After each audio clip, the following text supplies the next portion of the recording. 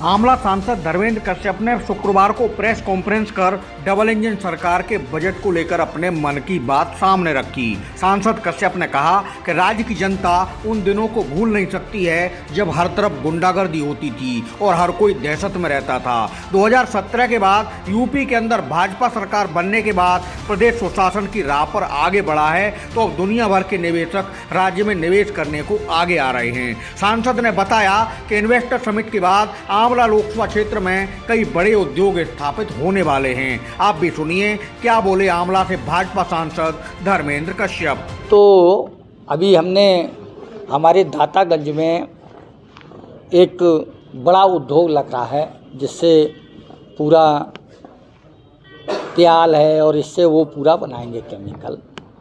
तो जब उद्योग आएंगे, अभी हमारे ये अलीगंज के पास में एक गन्ना मिल का भी प्रस्ताव है। तो जब लोग उद्योग लगाएंगे तो निश्चित तौर पर जनपद की भी तरक्की होगी, प्रदेश की भी तरक्की होगी और बरेली निश्चित तौर पर हर जगह उद्योग लगेंगे, बाहर से उद्योगपति आएँ, इसीलिए तो ये सारी चीज़ें हो रही हैं। हमारी सरकार का जो बजट है वो समावेशी बजट है, महिलाओं के कल्याण का बजट है, आत्मनिर्भर भारत का बजट है और कोई ऐसा वर्ग अछूता नहीं रह गया है बजट का लाभ उस व्यक्ति को ना मिला है।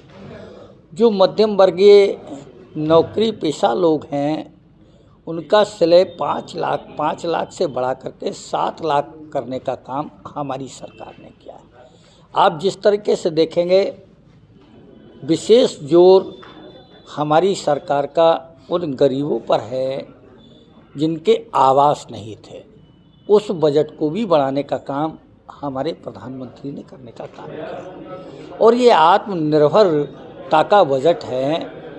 और जिस तरीके से गांव का विकास कैसे हो, गरीब का विकास कैसे हो, कैसे जो सबसे पीछे रह गया, पंडित दीनदयाल उपाध्याय का जो अंत्योदय था, जिसके पैर में चप्पल नहीं, जिसके पेट में अन्न नहीं, जिसके तन पर कपड़ा नहीं, जो विकास की दौड़ में पिछड़ गया है, जो विकास की राह में सबसे पीछे रह गया है, उसको कैसे ऊपर लाया जाए। तो इसी विषय को ध्यान में रख करके हमारी एक एक योजना वो गरीब के हित में है, गांव के हित में है, किसान के हित में है, महिलाओं के हित में है, युवाओं के हित में। तो इसलिए ये समावेशी बजट है, ये सामाजिक न्याय का बजट है। कोई ऐसा वर्ग अछूता नहीं रहा है जिसको इस बजट में कुछ ना कुछ मिलाना। कल हमारे उत्तर प्रदेश सरकार का भी बजट आया, तो जिस तरीके से आप देखेंगे उत्तर प्रदेश में उद्योग की हालत बहुत ख़राब थी, गुंडई चरम पर थी, भ्रष्टाचार चरम पर था।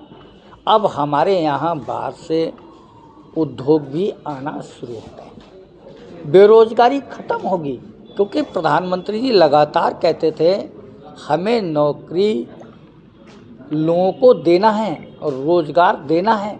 तो युवाओं को उन्होंने आह्वान किया था केवल नौकरी लेने वाले ना बने, बल्कि लोगों को नौकरी देने वाले भी बने, और उस दिशा में एक कदम है।